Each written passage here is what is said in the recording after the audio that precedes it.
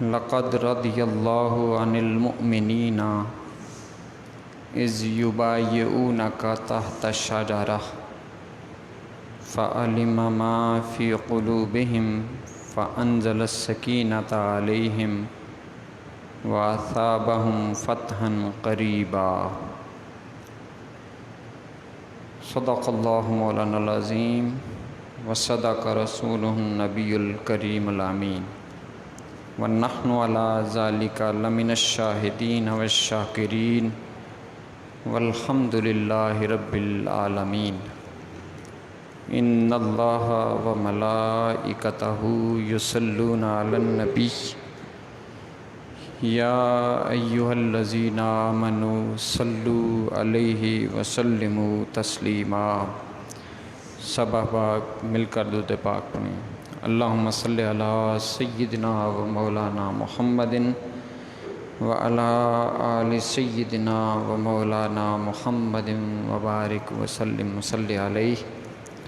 اللہم صلی علی سیدنا محمد وعلی آل سیدنا و مولانا محمد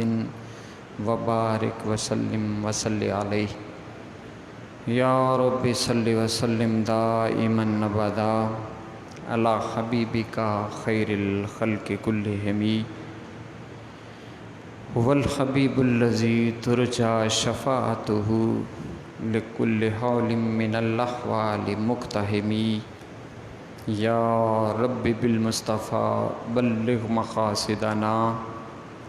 واغفر لنا ما مضى یا واسع الکرم۔ یا رب صلی وسلم دائما ابدا علی حبیبک خیر الخلق کلہم۔ اللہ رب العزت کی حمد و ثنا اور اللہ کے پیارے محبوب حضور آقا نامدار مدنی تاجدار حضور سرور کائنات روح کائنات جان کائنات اور ایمان کے مرکز و محور نبی آخر الزماں احمد مجتبیٰ محمد مصطفیٰ صلی اللہ علیہ وآلہ وسلم پر درود و سلام کا نذرانہ عرض کرنے کے بعد محترم سامعین و حاضرین، اللہ رب العزت نے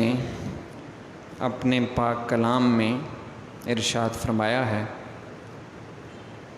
کہ لقد رضی اللہ عن المؤمنین اذ یبایعونک تحت الشجرہ، کہ بے شک اللہ راضی ہوا ایمان والوں سے جب وہ اس پیڑ کے نیچے تمہاری بیعت کرتے تھے۔ فعلم ما فی قلوبہم، تو اللہ نے جان لیا جو ان کے دلوں میں ہے۔ فانزل السکینۃ علیہم، اور ان پر اطمینان اتارا۔ واصابہم فتحا قریبا، اور انہیں جلد آنے والی فتح کا انعام دیا۔ یہ بیعت سن 6 ہجری میں حدیبیہ کے مقام پر تقریباً 1400 صحابہ کرام رضوان اللہ علیہم اجمعین نے حضور نبی پاک صلی اللہ علیہ وآلہ وسلم کے ساتھ اس بات پر بیعت کی کہ ہم حضرت عثمان غنی رضی اللہ تعالی عنہ ان کے قتل کا، ان کی شہادت کا بدلہ لیں گے۔ ہوا کچھ یوں تھا کہ جب حدیبیہ کے مقام پر رسول اللہ صلی اللہ علیہ وسلم اور آپ کے صحابہ پہنچے تو وہاں رک گئے اور قریش مکہ کے پاس حضرت سیدنا عثمان غنی عثمان بن عفان رضی اللہ تعالی عنہ انہیں سفیر بنا کر بھیجا کہ آپ قریش مکہ سے کہیں کہ ہم جنگ کے ارادے سے نہیں آئے بلکہ ہم عمرہ کرنا چاہتے ہیں۔ چنانچہ حضرت عثمان غنی رضی اللہ تعالی عنہ جب ان کے پاس تشریف لے گئے تو انہوں نے ان کی بات نہ مانی، بلکہ رسول اللہ صلی اللہ علیہ وسلم کے اس سفیر کو انہوں نے اپنے پاس روک لیا۔ جب چند دن گزر گئے تو یہ افواہ پھیل گئی کہ کفار مکہ نے حضرت عثمان غنی رضی اللہ تعالیٰ عنہ کو معاذ اللہ شہید کر دیا ہے۔ جب یہ بات پہنچی تو رسول اللہ صلی اللہ علیہ وآلہ وسلم نے حضرت عثمان غنی رضی اللہ تعالی عنہ کا درجہ اور مقام واضح کرتے ہوئے اور اس بات کو عیاں کرتے ہوئے کہ صحابہ میں کتنا جذبہ ہے اور ان کو مزید ایمان کی تقویت کیسے مل سکتی ہے، حضور صلی اللہ علیہ وسلم نے صحابہ سے بیعت لی۔ چنانچہ سب صحابہ نے حضرت عثمان غنی رضی اللہ تعالی عنہ کے لیے حضور صلی اللہ علیہ وسلم سے بیعت کی کہ ہم ان کا بدلہ لیں گے اور اپنی جان تک قربان کر دیں گے ان کے لیے۔ پھر اس میں بڑی جو دلچسپ بات ہے اور جس سے بہت سے ایسے عقدے بھی گریں بھی کھل جاتی ہیں کہ جب ایک ایک صحابی رسول اللہ صلی اللہ علیہ وسلم سے بیعت کر چکا، حضور کے ہاتھوں میں ہاتھ دے چکا، تو آقا دو جہاں صلی اللہ علیہ وسلم نے اپنے ایک ہاتھ کو اپنے دوسرے ہاتھ میں ایسے ملا لیا اور فرمایا کہ یہ عثمان کی بیعت ہے۔ یعنی ایک اپنے ہاتھ کو سیدنا عثمان غنی رضی اللہ تعالیٰ عنہ کا ہاتھ قرار دیا اور دوسرے ہاتھ کو اپنا ہاتھ گویا سیدنا عثمان غنی رضی اللہ تعالیٰ عنہ کی بھی بیعت لی، اور ساتھ فرمایا کہ بے شک عثمان اللہ اور اس کے رسول کی اطاعت میں ہے، بے شک عثمان رضی اللہ تعالی عنہ وہ اللہ اور اس کے رسول کی اطاعت میں ہے۔ چنانچہ ان کی بھی بیعت لے کر اس بات کو واضح کر دیا کہ حضور نبی پاک صلی اللہ علیہ وسلم جانتے تھے کہ یہ یقیناً افواہ ہے، حقیقت میں عثمان شہید نہیں ہوئے ہیں، وگرنہ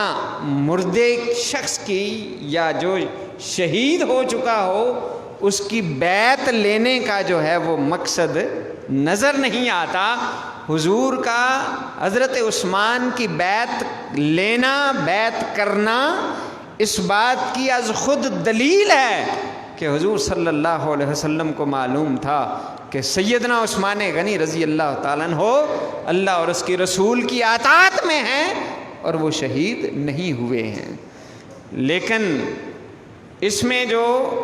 عظمت نظر آتی ہے حضرت سیدنا عثمان غنی رضی اللہ تعالی عنہ کی، وہ یہ کہ حضرت انس رضی اللہ تعالی عنہ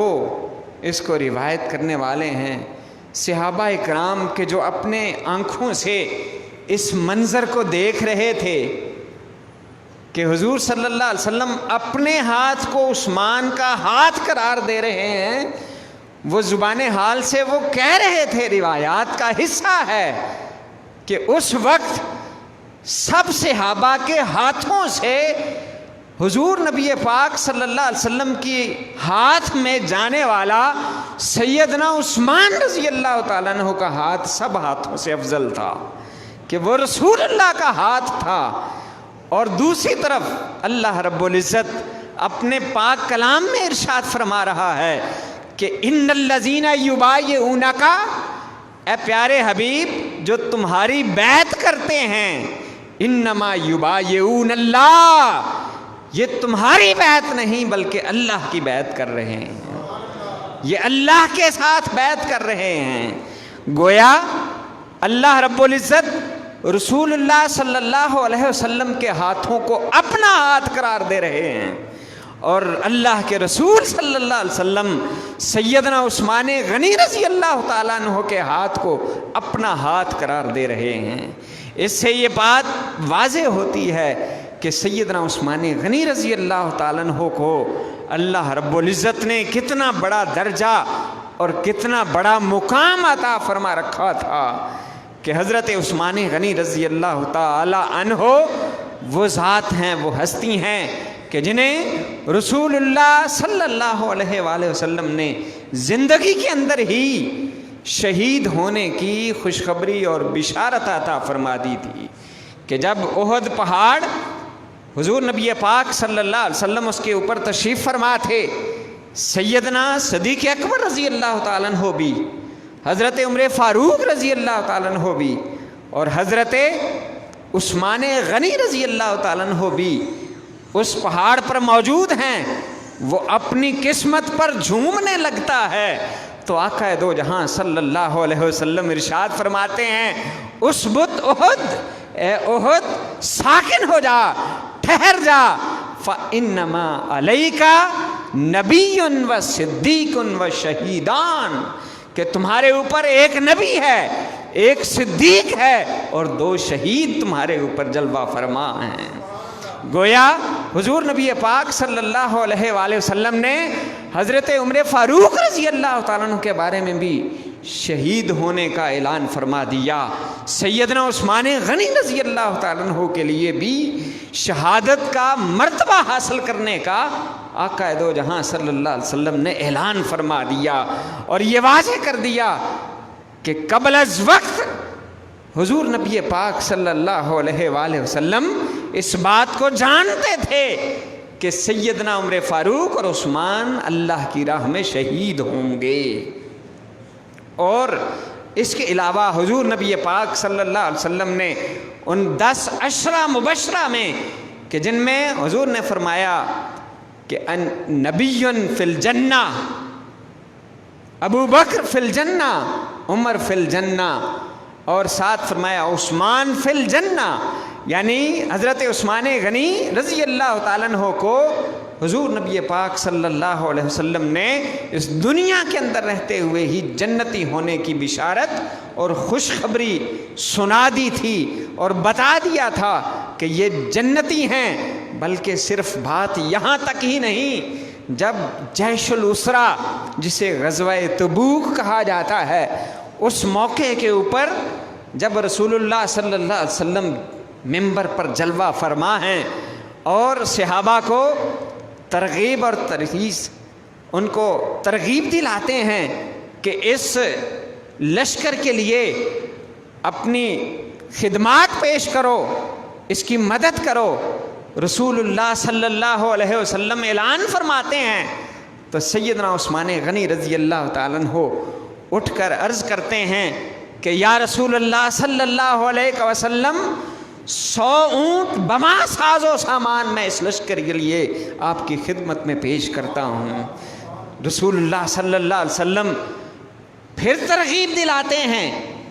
مسلمانوں کو، صحابہ کو ترغیب دلاتے ہیں۔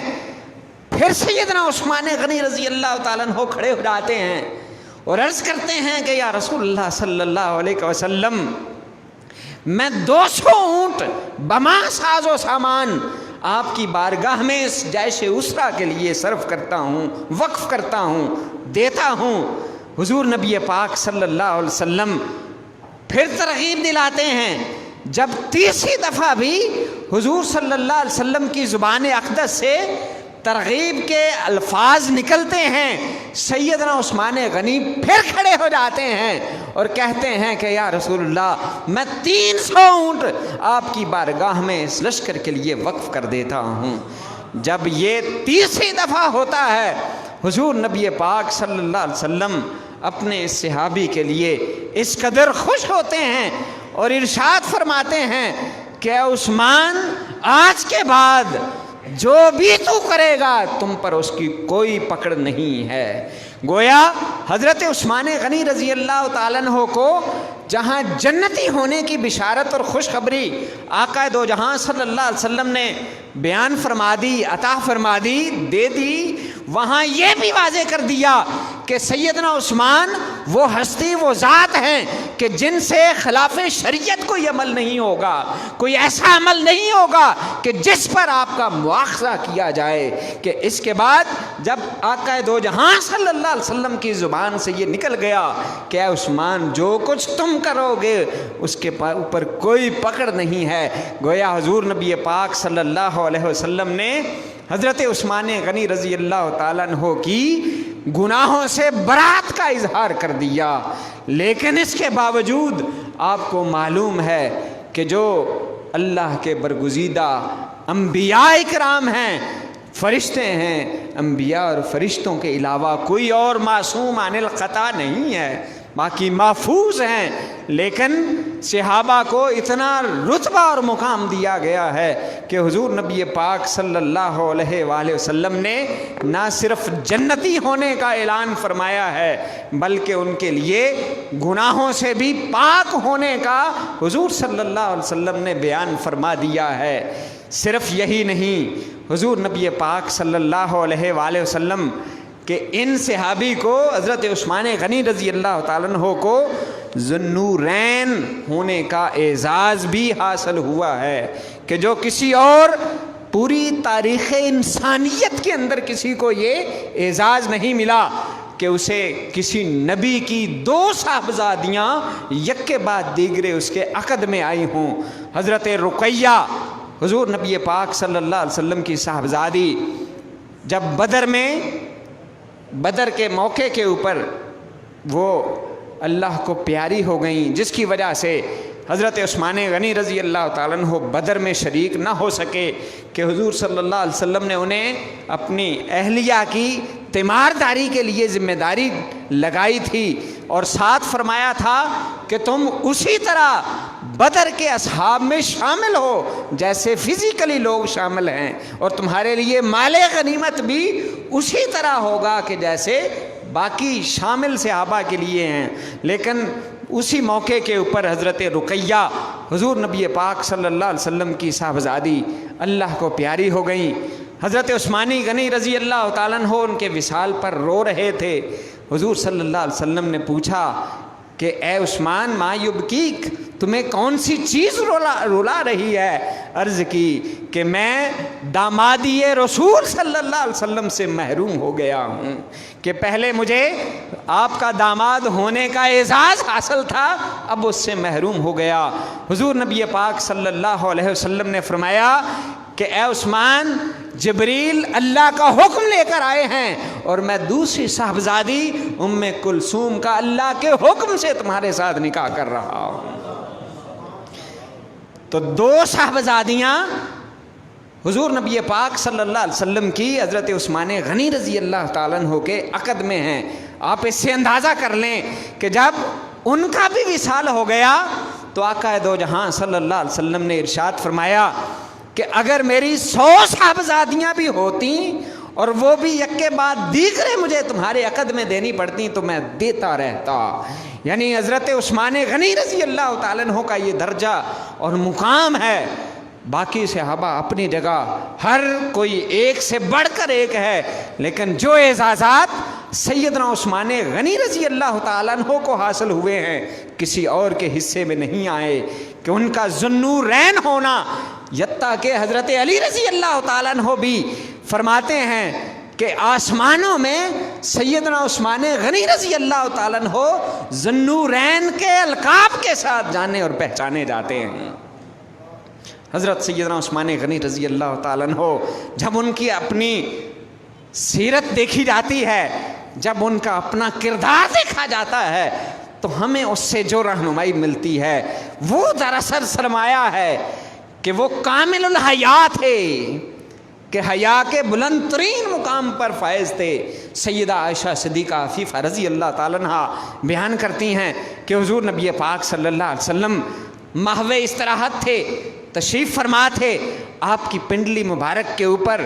وہ ایک جو کپڑا تھا وہ ہٹا ہوا تھا، آپ بے تکلفی سے بیٹھے ہوئے تھے، یہاں تک کہ ابو بکر صدیق رضی اللہ تعالیٰ عنہ نے اجازت مانگی، آپ نے اجازت دے دی اور آپ اسی طرح تشریف فرما رہے، یہاں تک کہ تھوڑی دیر گزری سیدنا عمر فاروق رضی اللہ تعالیٰ عنہ آئے، انہوں نے اجازت مانگی، حضور نے اجازت دے دی اور اسی کیفیت میں رہے۔ آقا دو جہاں صلی اللہ علیہ وسلم کی پنڈلی مبارک کے اوپر وہ جو کپڑا ہٹا ہوا تھا ہٹا رہا، یہاں تک کہ سیدنا عثمان غنی رضی اللہ تعالیٰ عنہ نے اجازت طلب کی تو آقا دو جہاں صلی اللہ علیہ وآلہ وسلم اٹھ کر سیدھے ہو گئے، سنبھل گئے اور پنڈلی کو بھی ڈھانپ لیا۔ جب یہ تینوں احباب جا چکے، سیدہ عائشہ صدیقہ عفیفہ رضی اللہ تعالیٰ عنہ نے پوچھا کہ حضور جب ابو بکر آئے آپ اسی طرح بیٹھے رہے، جب عمر آئے آپ کی حالت میں کوئی تبدیلی نہیں آئی، لیکن جب عثمان آئے آپ سیدھے ہو کر بیٹھ گئے اور پنڈلی پر کپڑا بھی دے دیا، اس کا کیا سبب ہے؟ تو آقا دو جہاں صلی اللہ علیہ وسلم نے ارشاد فرمایا کہ عائشہ کیا میں اس شخص سے حیا نہ کروں کہ جس سے فرشتے بھی حیا کرتے ہیں؟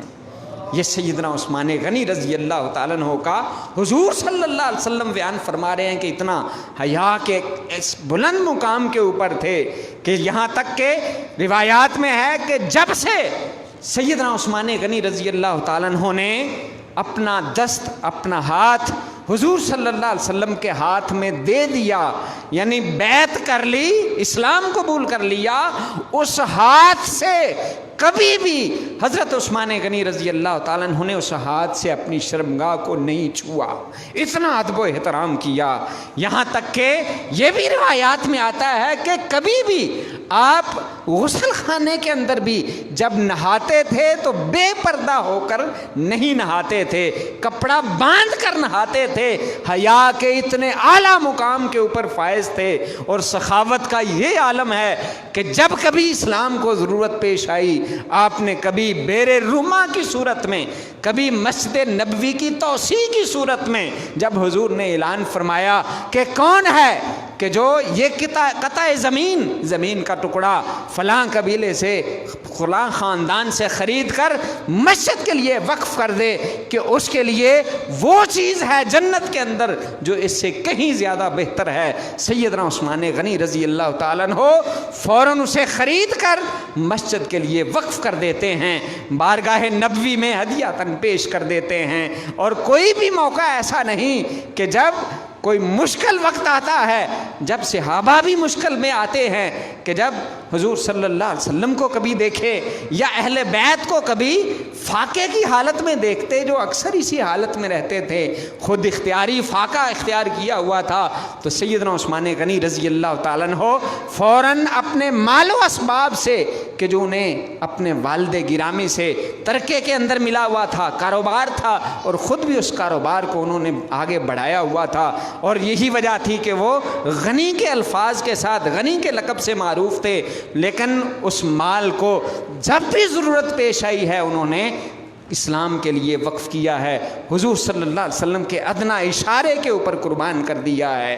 اس آپ کی سیرت سے ہمیں یہ رہنمائی ملتی ہے کہ سیدنا عثمان غنی رضی اللہ تعالیٰ عنہ اتنا بڑا اعلیٰ مقام رکھنے کے باوجود، جنت کی بشارت سننے کے باوجود، اور یہ بشارت بھی سننے کے باوجود کہ آج کے بعد عثمان جو کچھ کرے گا اس پر اس کی کوئی پکڑ نہیں ہے، اس کے باوجود جب کبھی وہ قبر کو دیکھتے، قبرستان سے گزرتے تو زاروں کی طرح رونا شروع کر دیتے، اتنا روتے دھاڑی مبارک بھیگ جاتی، اور ساتھ فرماتے کہ میں نے آقا دو جہاں صلی اللہ علیہ وسلم کو یہ فرماتے ہوئے سنا ہے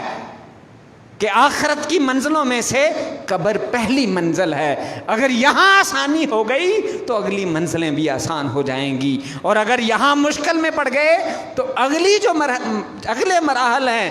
وہ زیادہ مشکل والے ہیں، وہ زیادہ مشکلات والے ہیں. یہ ان کا درجہ اور مقام ہے، اور یہ اللہ کا خوف ہے. یہ ان کی سیرت ہمارے لیے ہے کہ ہمارے پلے کچھ بھی نہیں ہے، اعمال بھی اتنے زیادہ نہیں ہیں، کوئی بشارتیں بھی اس طرح کی نہیں ہیں، پھر بھی ہم قبر کو بھی یاد نہیں رکھتے، پھر بھی ہم خوف خدا اپنے دل کے اندر نہیں رکھتے، پھر بھی ہم دنیا کی محبت کو آخرت کی محبت پر ترجیح دیتے ہیں. ہمیں تو آخرت کی محبت کو ترجیح دینی چاہیے، ہمیں تو اپنی قبر کو یاد رکھنا چاہیے. ہم دنیا کے پیچھے اس قدر دوڑ دھوپ لگاتے رہتے ہیں کہ اپنی آخرت بھی خراب کر لیتے ہیں. حرام اور حلال کی تمیز بھی بعض اوقات بھول جاتی ہے. لہٰذا حضور نبی پاک صلی اللہ علیہ وسلم کے ان پیارے صحابی کی سیرت کا خلاصہ یہ ہے کہ ہم آخرت کی فکر کریں، اپنے مال سے محبت کی بجائے آخرت کی محبت دل کے اندر پیدا کریں. اور جب کبھی دین اسلام کو ضرورت ہو، جب کبھی اسلام کے معاملات کے اندر، ضروریات کے اندر، مسجد کے معاملات کے اندر، مسجد کی ضروریات کے اندر جب کبھی ضرورت ہو تو سنت عثمانی کو زندہ کرتے ہوئے، سنت ابوبکر صدیق کو زندہ کرتے ہوئے،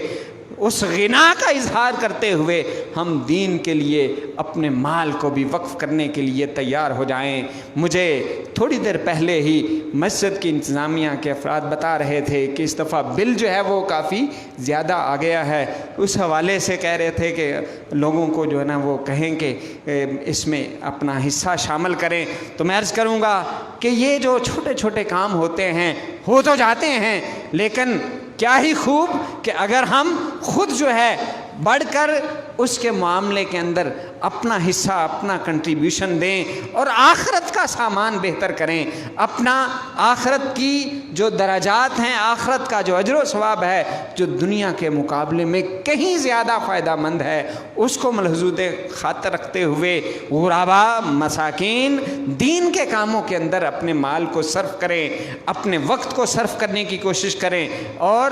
آخرت کا جو ذخیرہ ہے اسے اپنے لیے محفوظ بنائیں. اللہ پاک سے دعا ہے کہ وہ خالق و مالک ہم سب کو عمل کرنے کی توفیق عطا فرمائے. وما علیہ الا البلاغ.